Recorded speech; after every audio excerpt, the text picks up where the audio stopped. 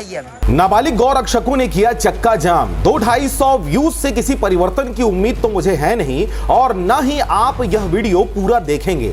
Share भी करते समय आपके हाथ पैर में कंपन सी महसूस हो सकती है। पढ़ा लिखा वर्ग रील देखने में और बाकी सब लाल परी। फिर भी निवेदन है, इस वीडियो को आप पूरा देखें।